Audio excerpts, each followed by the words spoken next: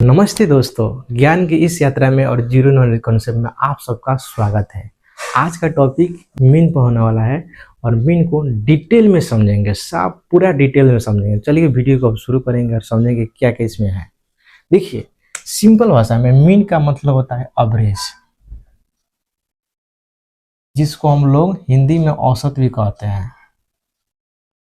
अगर कोई वीडियो नेपाल से देख रहा है तो उसको भी हिंदी में औसत, नेपाली में भी औसत ही कहते हैं। ठीक है, कंफ्यूजन की जरूरत नहीं है। ये मीन जहाँ पर पढ़िएगा, इंडिया में पढ़िए चाहे नेपाल में, सेम ही बात है। ठीक है, बस कॉन्सेप्ट समझना है। तो सबसे पहले हम लोग क्या करेंगे, इसका मतलब समझ लेते हैं। बात क्या है कि मीन हम लोग निकालते क्यों है। तो देखिए, डाटा तीन किस्म के, चार किस्म के, मैंने आपको उसी 10 दिन में समझा दिया था। ठीक है, और डाटा इंडिविजुअल सीरीज में हो या डिस्क्रीट सीरीज में हो या कंटिन्यूस सीरीज में हो या डिसकंटिन्यूस सीरीज में, कोई भी सीरीज में हो, तो क्या होता है कि डाटा को परफॉर्मेंस, डाटा की स्थिति, कंडीशन जानने के लिए हम लोग को एक वैल्यू चाहिए। ठीक है, एक वैल्यू से पूरा डाटा रिप्रेजेंट हो जाता है। अब बात करें एक वैल्यू कैसे हम लोग मालूम करेंगे, चलिए उसके बारे में थोड़ा जान लेते हैं।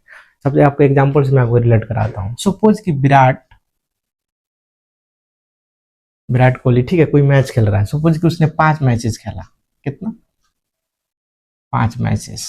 5 मैचेस में उसका देखिए रिकॉर्ड क्या है। फर्स्ट मैच में 0 मारा, सेकंड में 0, थर्ड में भी 0 और फोर्थ में 0, लास्ट में उसने सेंचुरी मार दिया, यानी 100 रन।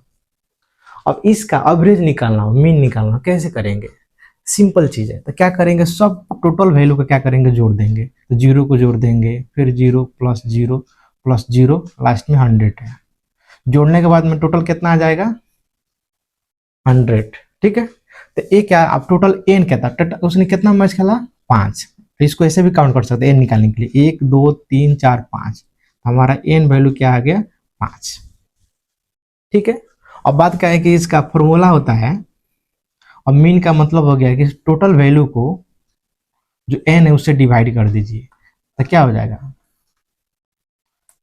20 आया। ठीक है, तो ये 20 है ना, पूरा डाटा का परफॉर्मेंस क्या है वो मालूम चल रहा है कि उसने किस रंग रेट का स्पीड से उसने खेला। 5 मैचेस में उसने 20 रंग रेट का स्पीड से उसने क्या किया है, मारा है, रंग मारा है। ठीक है, तो ये देखिए सिंपल एक वैल्यू आया जिससे हम लोग डाटा की स्थिति मालूम चल गया। तो देखिए, जब भी क्रिकेटर हो, बहुत मैच खेलता है, तो उन लोग का अब उतना मैच काउंट करने की, वो माथा पागल करने की क्या जरूरत है। ठीक है, बस एक ही वैल्यू चाहिए। जब भी उन लोग को जब उन लोग सिलेक्शन होता है ना, तो यही एवरेज वैल्यू से उन लोग का सिलेक्शन होता है कि उन लोग कितना मैच खेला, कितना मैच खेला, और उन लोग का परफॉर्मेंस रिपोर्ट देखकर, एवरेज वैल्यू देखकर उन लोग को सिलेक्शन किया जाता है। तो ये तो कंसेप्ट क्लियर हो गया। तो एवरेज हम लोग इसलिए निकालते हैं कि एक ही कोई वैल्यू से पूरा डाटा को रिप्रेजेंट कर सकते हैं। तो अब क्या करेंगे हम लोग, जो क्वेश्चन एग्जाम में आता है उस हिसाब से हम लोग समझेंगे और जानेंगे। तो वीडियो पर रहिए और एवरेज वैल्यू, और यानी मीन का मतलब पूरा डिटेल में समझेंगे, और एग्जाम में किस किस तरीके का क्वेश्चन आपको आता है। मैं आपको इसको मिटा देता हूँ। ठीक है, आई होप आपको मीन क्लियर हो गया होगा कि मीन का मतलब वो होता है कि एक ही वैल्यू से पूरा डाटा को स्थिति मालूम चल सके। क्लास का भी परफॉर्मेंस देख लीजिए। देखिए अब क्या होता है कि क्लास में देखिए, तो बच्चे लोग क्लास में एग्जाम दिया, जैसे इंग्लिश का एग्जाम दिया, तो किसी को मार्क 10, किसी को 20, किसी के 30, किसी के 40, तो सबको जोड़ दीजिए। जितना बच्चे हैं, मतलब कितना बच्चे ने एग्जाम दिया, उसको क्या किया, उसी एन से मतलब कि डिवाइड कर दीजिए। जो वैल्यू आएगा ना, तो एक ही वैल्यू आएगा, उस वैल्यू से हम लोग को मालूम चल जाएगा उन लोग का परफॉर्मेंस किस हिसाब से हुआ है। तो देखिए सिंपल है, ये कहीं पर है, वो देश का इनकम निकालना हो, देश का कोई भी इनकम स्टेटमेंट निकालने के लिए स्थिति जानना, परफॉर्मेंस रिपोर्ट जानना हो, या घर का कोई रिपोर्ट को बारे में जानना, जैसे हेल्थ रिपोर्ट है तो घर का सब हेल्थ रिपोर्ट सबको चेक किया जाएगा, कितना कितना सबका है, बाद में जोड़ने के बाद में कितना आदमी को चेक, उसको डिवाइड करेंगे तो उसका मीन वैल्यू यानी एवरेज वैल्यू निकल जाएगा। तो ये मैंने सिंपल चीज आपको बता दिया। आई होप आप लोग के मीन का मतलब समझ आ गया होगा। अब क्या करेंगे कि अब देखिए, डाउट नहीं होना चाहिए, मैं आप लोग का डाउट नहीं करना है। कोई भी चीज आपको सिंपल चीज में समझना है। जब भी आपको कोई डाटा अगर देता है तो सब कुछ जोड़ दीजिए, उसके बाद में जो इतना एन है उससे डिवाइड कर दीजिए, तो जो हमारा वैल्यू आएगा वो हमारा मीन होगा, यानी एवरेज होगा। क्लियर? चलिए अब इसको थोड़ा एग्जाम में किस तरीके का क्वेश्चन पूछता है उस हिसाब से हम लोग बात करते हैं। मान लीजिए आप एग्जाम हॉल में बैठे हुए हैं और एग्जाम हॉल में आपका इसी हिसाब से क्वेश्चन है, जैसे इंडिविजुअल सीरीज का क्वेश्चन दिया है, डिस्क्रीट सीरीज क्वेश्चन दिया है और कंटीन्यूअस सीरीज का क्वेश्चन दिया है। उसमें बोला है कि फाइंड मीन मतलब मीन निकालना है, ठीक है। तो मैंने आपको मीन का अर्थ समझा दिया हूँ, ठीक है। अब किस हिसाब से हम लोग एग्जाम के तरीका से कैसे सॉल्व करते हैं हम लोग उस समझेंगे, ठीक है। तो सबसे सिंपल चीज़ है, अब मान लीजिए फर्स्ट क्वेश्चन है इंडिविजुअल सीरीज का, क्लास ए, मैं बताता हूँ आपको, ठीक है, सिंपल से समझिए। अब क्लास ए में 10 स्टूडेंट हैं। अब 10 स्टूडेंट ने क्या किया, अब उन लोग को देखिए, अब कोई प्रिंसिपल सर ने बोला जाइए क्लास ए का स्टूडेंट का खाली एज मालूम करके आइए। तो टीचर जाकर सबको एज पूछता है, तो किसी का एज 5 है, किसी का 4 है, किसी का 7, किसी का 6, किसी का फिर 4, किसी का 5, किसी का 12, किसी का 7, ऐसे 15, 14 टोटल। उसने क्या किया, एज लिख लिया। उसके बाद में सर को रिपोर्ट दे दिया। अब क्या है कि सर ने बोला कि ठीक है, आपने रिपोर्ट लेके आ गया, अब बात कीजिए सबको एवरेज वैल्यू निकालिए। एक काम आ गया, एवरेज वैल्यू मतलब यानी मीन निकालिए। हम लोग करेंगे क्या, सिंपल चीज़ है, जो इंडिविजुअल सीरीज है उसको मैं सॉल्व करता हूँ। तो क्वेश्चन 1 है, सबसे पहले आपको लिखना है सोल्यूशन। सोल्यूशन का, ठीक है। अब क्या करेंगे, पूरा डाटा को रिप्रेजेंट वेरिएबल एक्स से कर देते हैं। तो वेरिएबल एक्स अब इक्वल टू डाटा क्या क्या है देख लीजिए। मान लीजिए 5 है, 4 है, 7, 6, 4, 5, 12, 7, 15 और 4। पूरा हम लोग, हमारे पास में पूरा डाटा ए है ना। अब मैंने वेरिएबल एक्स बोला, आप वाई भी लिख सकते हैं, ठीक है। मगर मीन में जनरली क्या होता है कि हम लोग जो फॉर्मूला फिट करते हैं तो समेशन एक्स लिखते हैं, इसलिए मैंने एक्स लिखा है। ये वेरिएबल है, वाई भी हो सकता है, आप आपका मर्जी से जो भी लेटर एबीसीडी का ले सकते हैं, ठीक है। तो सिंपल, इसमें आपको दिमाग लगाने की जरूरत नहीं ज़्यादा। अब बात क्या है कि हम लोग इसके बाद में इसको क्या करेंगे, सम करेंगे। सम का मतलब जोड़ देते हैं। तो सम का मतलब कि समेशन एक्स ऐसे लिखेंगे, एक्स इज इक्वल टू, अब इसका मतलब हो गया कि सबको जोड़ दीजिए। तब 5 को जोड़ दीजिए, 4, फिर इसके बाद 7 है ना, 6 है, 4, 5, 12, 7, 15, उसके बाद में 4, टोटल जोड़िए। टोटल जोड़ने के बाद में हमारा वैल्यू आ गया 69। यहाँ तक क्लियर है। अब उसके बाद में आ गया n। आप बताइए n कितना होगा। तो मैंने बताया ना कि सब नंबर को काउंट कर दीजिए। कितना नंबर है, 1, 2, 3, 4, 5, 6, 7, 8, 9, 10। तो टोटल नंबर कितना हो गया, 10। तो 10 हमारा क्या हो गया, ये n हो गया। एक एक स्टेप को बता रहा हूं, आपको कोई हड़बड़ी नहीं है, ध्यान से समझिए वीडियो को। उसके बाद हम लोग करेंगे क्या, मीन निकालना है। तो मीन यानी एक्स बार लिख कर उसके बाद में इक्वल टू वाट, इतना तो लिख देंगे इस तरीका को। और लोग उसके बाद में लिखेंगे, एग्जाम के मैं शेड्यूल तरीका से बता रहा हूँ। नाउ फिर लिखेंगे mean x bar equal to, इसका फॉर्मूला होता है summation x divide by n. ये याद रखिए, ए फॉर्मूला है इसका, कि मीन का फॉर्मूला क्या होता है, summation x divide by n. और मीन को जो अंदर होता है उसको एक्स बार कहते हैं, ठीक है। तो समेशन ये देखिए, समेशन एक्स कितना है, 69, और एन कितना है, 10 है, ठीक है। अब इसको क्या करें, डिवाइड करेंगे तो 1 0 कट जाएगा, तो इधर पॉइंट आ जाएगा, तो 6.9। तो ये हम लोग का क्या होगा, देयरफॉर मीन यानी एक्स बार इक्वल टू आ गया हमारा 6.9। ये हमारा मीन वैल्यू हो गया, ठीक है। आप बताइए कि एक जो वैल्यू आ गया, इसी वैल्यू से पूरा डाटा की स्थिति मालूम चल जाएगा कि क्लास ए में किस एवरेज का बच्चे लोग पढ़ रहे हैं। तो 6.9 का एक वैल्यू है ना, इसी वैल्यू का बच्चे लोग, इसी एज का कैटेगरी का बच्चे लोग उसमें पढ़ाई कर रहे हैं। समझ आ गया। देखिए, एक्सप्लेनेशन ज़्यादा जानने की जरूरत नहीं है अगर आपको समझ नहीं आ रहा है तो। मगर बात ये समझिए कि अगर डाटा को किस तरीके से फाइंड आउट करना है, आपको सिंपल मैंने रूल एक एक चीज़ में समझा दिया। इंडिविजुअल सीरीज का कन्फ्यूजन दूर हो गया होगा। यहाँ तक आपका कन्फ्यूजन कोई नहीं है ना, ठीक है। यहाँ तक कन्फ्यूजन क्लियर हो गया। अब हम लोग पढ़ेंगे डिस्क्रीट सीरीज में मीन कैसे फाइंड आउट करते हैं, कैसे निकालते हैं, ठीक है। चलिए इसको मिटा रहा हूँ। अब बात आ गया हमारा इंडिविजुअल सीरीज खत्म, इंडिविजुअल सीरीज मैंने क्या कर दिया कि ऐसा डाटा आप दिखते हैं तो किस तरीके को आपको लिखना है मैंने समझा दिया हूँ और क्या क्या करना है उसमें, ठीक है। अब आएगा डिस्क्रीट सीरीज। अब डिस्क्रीट सीरीज माने यही डाटा को किस तरीके को मीन निकालेंगे आप। तो सबसे सिंपल चीज बताता हूँ आपको करना क्या। मान लीजिए आपको सोल्यूशन इधर लिखना है फर्स्ट में इस किस्म का डाटा, उसके बाद में आपको करना क्या है। देखिए स्टूडेंट एज को मैंने एक्स लिखा हूँ तो आपको कॉलम पहले बनाना पड़ेगा। मान लीजिए एक्स मैंने लिखा, उसके बाद में जो नंबर ऑफ स्टूडेंट को फ्रीक्वेंसी कहते हैं तो ये हमारा एक फ्रीक्वेंसी हो गया, ठीक है, एफ हो गया। फ्रीक्वेंसी को हम लोग एफ से इंडिकेट करते हैं, ठीक है। और बात क्या हो गया, इसके बाद में ये हो गया और ए एफ एक्स, ये दोनों का मल्टीप्लाई इधर हम लोग लिखेंगे, दोनों का गुना करने के बाद में जो वैल्यू आएगा इधर हम लोग लिखेंगे, उसको एफ एक्स कहेंगे। यहाँ तक क्लियर है। तो आपको कितना कॉलम बनाना है, 3, 1 2 3। इससे हम लोग का क्या होगा, इससे हम लोग मजा से वैल्यू निकाल सकते हैं। 3 कॉलम में डिस्क्रीट सीरीज फिनिश। अब चलिए समझते हैं इसमें। सबसे पहले जो x है, x का मतलब जो ये है, देखिए इसमें 4 5 6 7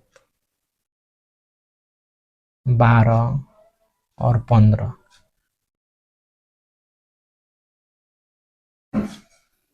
उसके बाद में जो फ्रीक्वेंसी क्या क्या है, देखिए 3 2 1 2 1 1, ठीक है। तो फ्रीक्वेंसी 3 2 1 2 1 1, 3 2 1 2 1 1, ठीक है। तो फ्रीक्वेंसी हो गया हम लोग का। अब इसमें क्या है कि मैंने बताया कि दोनों को मल्टीप्लाई करना है।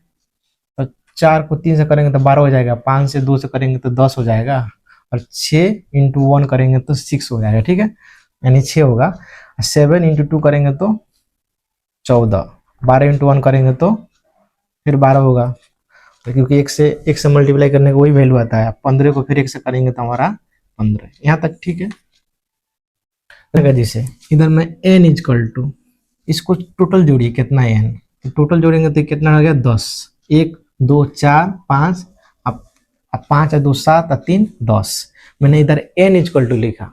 फ्रीक्वेंसी को आप n भी लिख सकते हैं या ऐसा भी लिख सकते, f=f=10। समेशन का मतलब होता है जोड़ना, सब कुछ जोड़कर जो f का वैल्यू इसको तो दोनों मतलब कि 10 10 लिखा, मतलब एक ही चीज है, ठीक है। मैं बताने के लिए आपको ऐसा लिख दिया। अब क्या है कि इसको टोटल को जोड़ दीजिए, तो टोटल को जोड़ेंगे तो समेशन, क्योंकि सब भी जब भी आपको सम करना, जब भी जोड़ करना हो आपको तो समेशन लिखिए, समेशन f(x)=।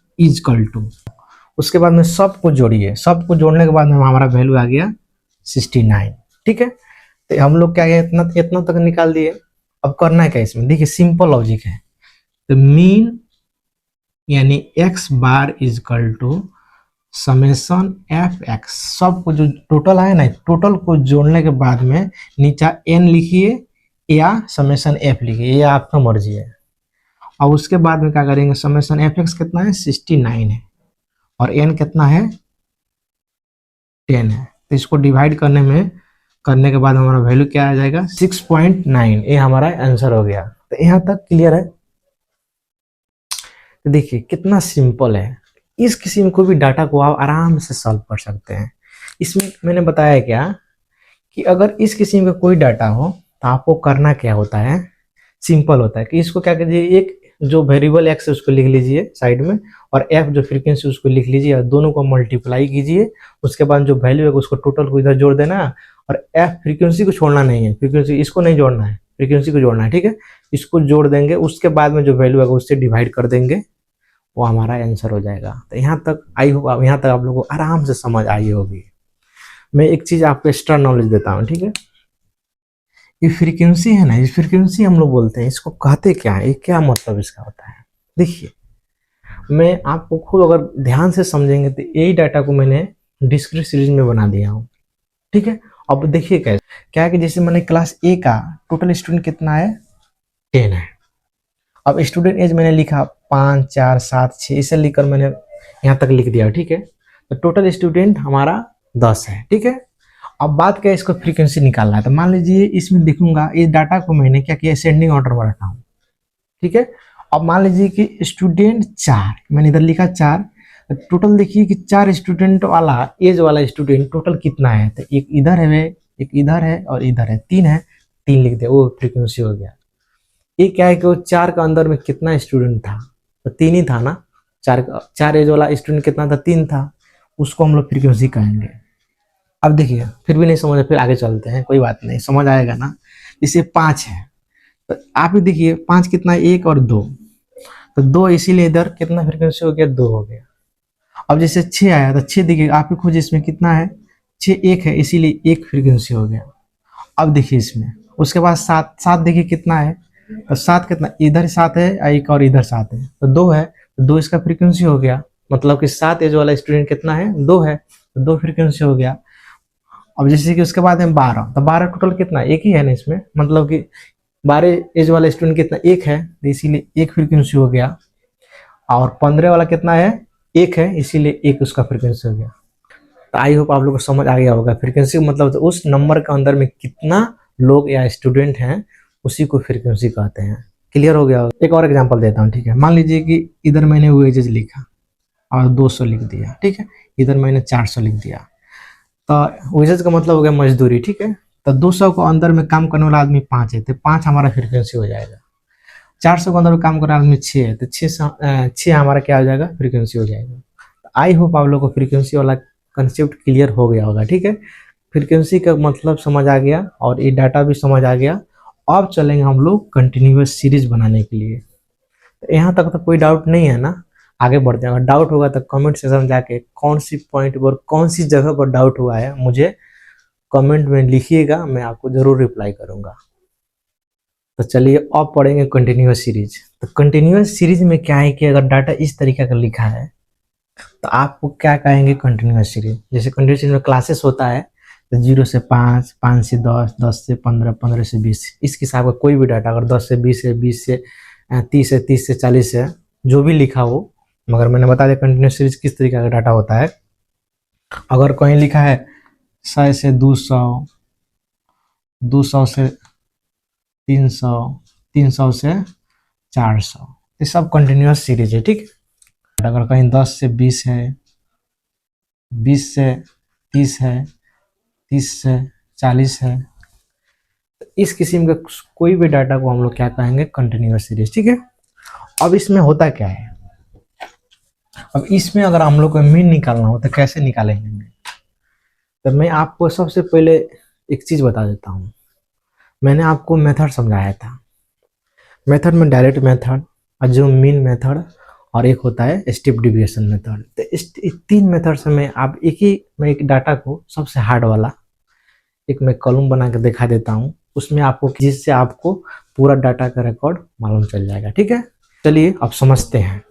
मान लीजिए इस किस्म का डाटा है, ठीक है, और बोला है कि स्टेप डिविएशन, स्टेप डिविएशन से क्या निकालना है, मीन निकालना है। अब क्या करेंगे, एग्जाम के स्टाइल से हम लोग किस तरीके को स्टेप डिविएशन से मीन फाइंड आउट करते हैं, समझते हैं। मैं आपको एक एक चीज समझाऊंगा, खूब ध्यान से देखिएगा। अब इसमें क्या है कि फर्स्ट में लिखेंगे सॉल्यूशन, और देखिए इसमें हम लोग का कॉलम कितना बनाना है, 6, क्योंकि स्टेप डिविएशन है। अगर एज्यूम होता तब 5 बनाते, अगर डायरेक्ट मेथड होता तो क्या बनाते, 4 बनाते। तो हम लोग को बनाना कितना है, इसमें 6 बनाना है। सबसे पहले स्टूडेंट है, जो इसको कितना है ना, सब क्लास इंटरवल है, तो हम लोग इसमें क्या लिखेंगे, CI, और एक ऐसा लाइन तान देंगे। उसके बाद में XI, अब XI आया ना, ये हो गया मिड पॉइंट। इधर थोड़ा जगह कम है, इसीलिए मैं छोटा छोटा लिख रहा हूँ। बस आपको मैं इधर बता दूंगा, इसको XI जब भी लिखेंगे तो आप बोलेंगे मिड पॉइंट। मैंने इंट्रोडक्शन पार्ट में आपको बता दिया, ठीक है। XI का मतलब मिड पॉइंट। उसके बाद में फ्रीक्वेंसी हो गया, फ्रीक्वेंसी को लिखेंगे हम लोग FI, ठीक है। उसके बाद में आता है आपको DI, DI का मतलब हो गया XI में से हमारा A, जो A यानी एज्यूम जो करेंगे मैं बताऊंगा आपको बाद में, पहले इतना मान लीजिए XI माइनस A। उसके बाद में आपको u i equal to d I divide by h, last में क्या हो गया एफ आई और यू आई। ठीक है, इतना हम लोग क्या करेंगे कॉलम बनाएंगे। देखिए इसमें 1 2 3 4 5 6, कितना कॉलम हो गया 6 कॉलम हो गया। सबसे पहले हम लोग करेंगे क्या, एक ऊपर लाइन दे देते हैं। अब सबसे पहले हम लोग क्लास इंटरवल क्या क्या है, तो 0 से 5 है, उसके बाद में 5 से 10 है, 10 के बाद में क्या है 15, अब 15 से 20 है और 20 से 25 है। ये हमारा क्या हो गया होगा क्लास इंटरवल। ठीक है, बस जो है जो अभी लिख रहा हूँ, कुछ भी नहीं कर रहा हूँ अभी। एक्स आई का मतलब मैंने क्या हुआ मिड पॉइंट। ठीक है, तो मिड पॉइंट कैसे निकालेंगे, पहले आप एफ आई लिख देते हैं, फ्रीक्वेंसी क्या है, तो फ्रीक्वेंसी जो जो दिया है उसको लिख लो, 3 है, उसके बाद में 5 है, 1 है, एक और 1 है, सॉरी इधर मैंने 20 लिख दिया हूँ क्योंकि 20 से 25 नहीं है। ठीक है, तो हो गया। अब हाँ, अब उसके बाद में क्या है कि एक्स आई, अब एक्स आई का मतलब क्या होता है, तो एक्स आई का मतलब ये होता है मिड पॉइंट। मैंने इधर मिड पॉइंट लिख दिया हूँ, तो मिड पॉइंट निकालने का सिंपल लॉजिक है। अब 0 से 5 है, तो 0 और प्लस 5 और 2 से डिवाइड कीजिए, तो 5 डिवाइड 2 तो कितना आ जाएगा 2.5, ये हमारा मिड पॉइंट। ठीक है, अब जैसे ये एक देखें, अब इसमें देखिए 5 से 10 है, तो क्या करिए 5 और 10 को जोड़ दीजिए, 5 और 10 कितना हो गया 15, 2 से डिवाइड कीजिए हमारा मिड पॉइंट कितना हुआ 7.5, तो इधर लिखेंगे 7.5, इसको जोड़ दीजिए, तो 10 और 15 25 और 2 से डिवाइड कीजिए कितना होगा 12.5, तो ये हमारा मिड पॉइंट हो जाएगा। 15 और 20 को जोड़ दीजिए तो क्या था 35 हो जाएगा, 35 को 2 से डिवाइड कीजिएगा तो 17.5, तो 17.5 ये हमारा मिड पॉइंट हो गया। मिड पॉइंट निकालना भी आपको आसान होगा, कोई भी डाटा होगा जोड़कर 2 से डिवाइड कर दीजिए, मिड पॉइंट निकल जाएगा। यहाँ तक क्लियर है ना। अभी कुछ नहीं किए हैं, बस ऐसे ही से लिख रहे हैं, डाटा को सजा रहे हैं, इसको डिजाइन किया जा रहा है। फोकस रखिए क्योंकि समझ कैसे आएगा, एक एक चीज को मैं आपको समझा रहा हूँ। ठीक है, एग्जाम को तरीका से आपको बता रहा हूँ, आपको कहीं कंफ्यूजन नहीं होगा, मैं हूं ना, कहीं कंफ्यूजन नहीं होने दूंगा। Okay. अब क्या है कि D I equal to X I minus A का मतलब होता है एज्यूम, ए का मतलब हो गया एज्यूम, कि कोई वैल्यू को आप एज्यूम कीजिए, आपका मर्जी है। कभी कभी का क्या होता है क्वेश्चन में एज्यूम वैल्यू दे देता है, उसके आधार पर हम लोग क्या करते हैं उसी एक्स को एज्यूम वैल्यू से घटा देते हैं। मगर इसमें अगर नहीं देता है क्वेश्चन में, तो आपको अपने मर्जी का मतलब है, आपको ये जो है ना एक्स आई में से कोई वैल्यू को आपको फिर फ्रीक्वेंसी को नहीं मानना है। याद रखिएगा, जो हमारा एक्स आई क्यों निकाला एज्यूम करने के लिए। ठीक है, हम लोग एज्यूम कोई भी वैल्यू अपना मर्जी है, अपना मर्जी है, जो भी आपको मानना है मान सकते हैं। मगर आपको एक सजेस्ट करूंगा कि बीच वाला वैल्यू मानेंगे तो आपको आसान होगा, सिंपल होगा निकालने में। तो मान लीजिए हम लोग 7.5 को एज्यूम वैल्यू मान लेते हैं अब इधर लिखने के लिए। ठीक है, तो सबसे पहले क्या करेंगे, हम लोग एज्यूम वैल्यू मालूम चल गया कि ए इक्वल टू कितना हो गया 7.5, बताने के लिए आपको बता रहा हूँ। ठीक है, अब हमारा D I equal to X I minus A है, कितना ही है ना। तो एक्स आई की जगह पर पहला क्या है कि 2.5 है और ए कितना हमारा है 7.5, तो इसको घटा लेंगे तो क्या हो जाएगा 5। ठीक है, 2.5 में से 7.5 घट जाएगा तो 5 आएगा।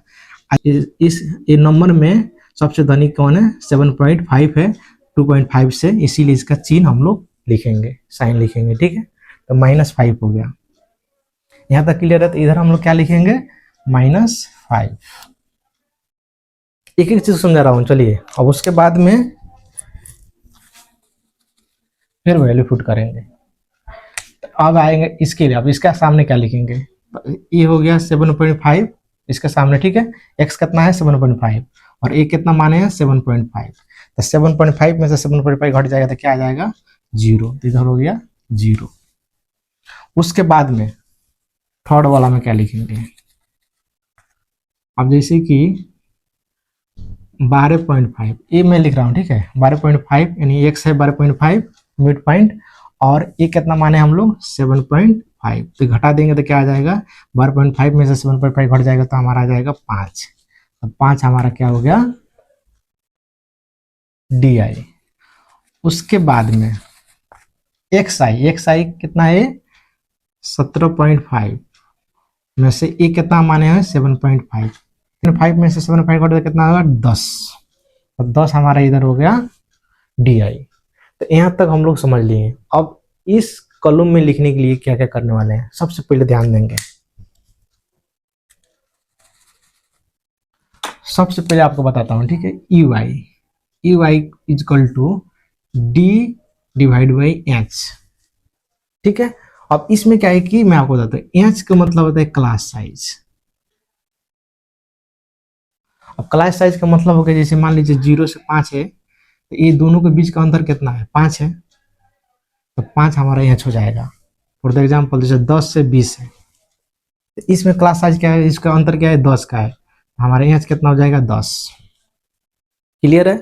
तो क्लास साइज निकालना बहुत सिंपल है, बीच का जो अंतर होता है वो हमारा क्लास साइज होता है, ठीक है। अब सबसे बात क्या है कि इसमें यू आई, तो यहाँ u i is equal to d I divide by h. अब सिंपल बात है कि ये वाला डी आई हम लोग सोल्व निकाल लिए हैं, बस डिवाइड कर देना है।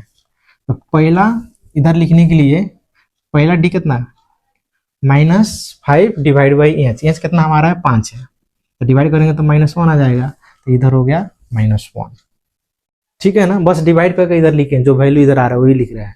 अब इसके सामने लिखने के लिए आप क्या करेंगे, इधर देखिए डी आई कितना है इधर 0, और नीचे एच कितना निकाला है 5, तो 0 से 5 में डिवाइड करेंगे तो 0 आएगा, तो इधर हम लिखेंगे 0, ठीक है। उसके बाद में थर्ड लिख लिए, अब इधर क्या है 5 है डी आई, तो 5 लिख दिए और नीचा, और एच कितना हमारा 5, तो कितना हो गया 5 को 5 से डिवाइड करेंगे तो 1 आएगा, हमारा 1 इधर हो गया, ठीक है। उसके बाद में लास्ट ऊपर क्या है कि डी आई कितना है 10 है, तो 10 लिख दिए, और नीचे हमारा एच कितना है 5 है, क्योंकि फॉर्मूला वही है ना, तो हम लोग क्या है 10 को दूसरे का 10 को 5 से डिवाइड करेंगे तो हमारा कितना वैल्यू आएगा 2 आएगा, ठीक है। यहाँ तक, तो यहाँ तक हमारा ए भी निकल गया, तो इधर कितना आ गया 2। तो आप लोग के यहाँ तक कंसेप्ट क्लियर हो गया, सब हम लोग लिख लिए हैं। अब बात क्या आता है, याद रखिए, इधर मैंने क्या लिखा है एफ आई और यू आई, बस इसको क्या करना है मल्टीप्लाई करना है, जो लास्ट में लिखा रहता है ना उसी को मल्टीप्लाई करना है, ठीक है। तो एफ आई और यू आई, क्योंकि हम लोग स्टेप डिविएशन निकाल रहे हैं, तो यू आई का मतलब होता है स्टेप डिविएशन, ठीक है। तो इसीलिए निकाल रहे हैं कि हम लोग फ्रीक्वेंसी से, और जो भी स्टेप डिविएशन का वैल्यू आया है उसको क्या करेंगे मल्टीप्लाई करके लास्ट में हम लोग जोड़कर और फ्रीक्वेंसी से डिवाइड दे देंगे, हमारा मीन वैल्यू निकल जाएगा, ठीक है। तो अब देखिए क्या करना है इसमें। अब सपोज कि एफ आई और यू आई ना, एफ और यू आई, एफ हमारा फर्स्ट में क्या है 3 है, 3 को कितना से मल्टीप्लाई करेंगे -1 से, तो वैल्यू क्या आएगा 3 आएगा, ठीक है। सेकेंड के लिए 5 है और 0 है, तो क्या होगा 0 आएगा। उसके बाद में इसके लिए और 1 से मल्टीप्लाई करेंगे तो क्या आएगा 1 आएगा। उसके बाद में 1 फ्रीक्वेंसी से और फिर इस लास्ट वाला से मल्टीप्लाई करेंगे कितना 1 × 2 कितना आएगा 2। तो चारों में वैल्यू निकल गया ना, अब इसको फिट कर देंगे। फर्स्ट में 3 आया है, उसके बाद में 0, उसके बाद में 1, उसके बाद में 2। यहाँ तक आपको कॉन्सेप्ट क्लियर है, ठीक है। अब करने वाले क्या है, सबसे पहले हम लोग इसमें बस टेबल को थोड़ा सजा दिए हैं, ठीक है, और इसमें कुछ नहीं किए हैं। और एक बात मैं आपको बताता हूँ, सॉल्व करने से पहले अगर वो पूछा होता है कि एज्यूम मीन मेथड से मीन निकालना हो तो कैसे करते हैं, हमारा ये वाला जो टेबल बनाए हैं ना, ये वाला जो कॉलम बनाए हैं, इसको हम लोग नहीं बनाते। बस हम लोग क्या करते हैं, यहाँ तक इसको छोड़कर बस 1 2 3 4 और इसको छोड़कर ये वाला 5 बना देते हैं, मगर इधर एफ आई इंटू क्या लिखते हैं D I, F I into D I लिखते हैं। याद रखिएगा, जब एज्यूम मीन बनाना होता है तो आपको क्या लिखना है F I into D I, क्योंकि हम लोग का जो लास्ट है आता है ना उसी से हम लोग क्या करते हैं एफ आई को गुना करते हैं। तो लास्ट इसमें क्या है यू आई है, इसीलिए यू आई से फ्रीक्वेंसी को मल्टीप्लाई किए। अगर इसमें अगर 5 ही कॉलम बनता था, लास्ट में ए आता डी आई, डी आई को फ्रीक्वेंसी से मल्टीप्लाई करते हैं। आई होप आप लोग को समझ आ गया होगा। अगर डायरेक्ट मेथड होता तो हम लोग को कितना बनाना है, 4 कॉलम बनाना है।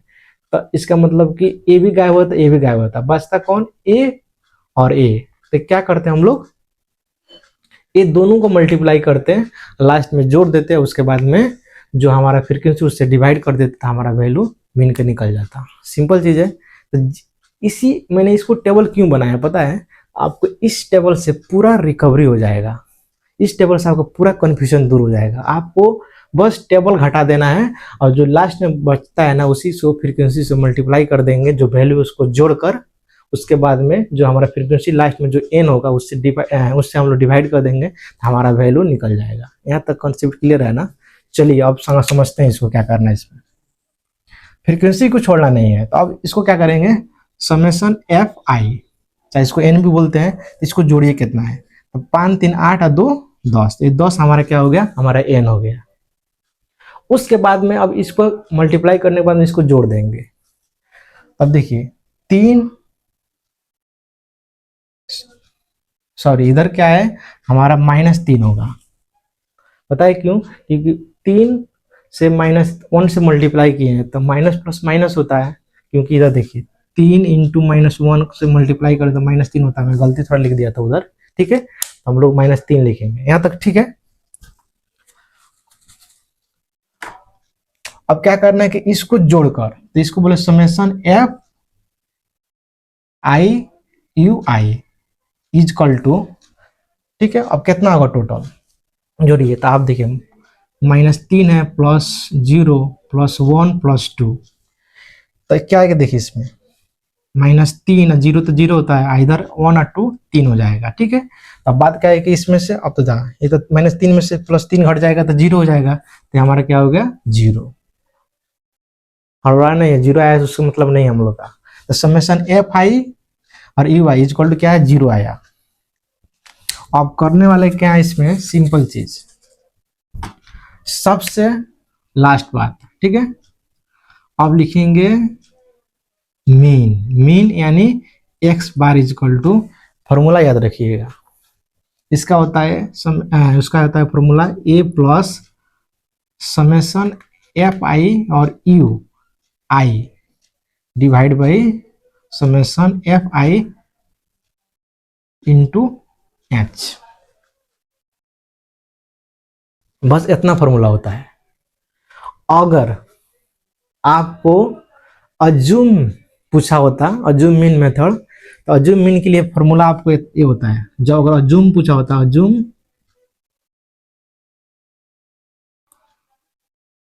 अज्यूम पूछा होता आपसे, अज्यूम मीन निकालने के लिए आपको फॉर्मूला क्या डालते हैं, A plus summation F I D I divide by summation F I, बस इतना ही लिख देते हैं अज्यूम मीन के लिए। अगर डायरेक्ट के लिए मैं आपको ऑलरेडी पहले बता दिया हूं कि डायरेक्ट के लिए, ठीक है, डायरेक्ट मेथड के लिए आपको मीन निकालने के लिए समेशन एफ और एक्स डिवाइड बाई एन लिखिए, चाहे समेशन एफ आई और x I divide by summation F I, दोनों में कोई भी लिख सकते तो आपको चलेगा, ठीक है। ये बस डिपेंड है, सिंपल चीज है ये। आप फॉर्मूला इसमें अगर देख रहे हैं तो फॉर्मूला आप इसमें लिख लीजिएगा कि आपको प्रैक्टिस करने का आसान होगा। जैसे जैसे फॉर्मूला है वैसे हम लोग को काम करना है। चलिए मैं इसको मिटा रहा हूँ।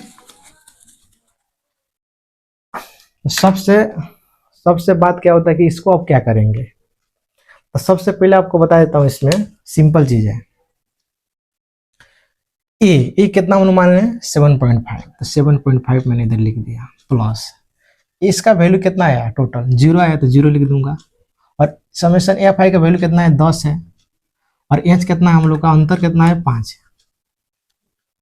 ठीक है, लिखा गया, बस फिट करना है वैल्यू इधर।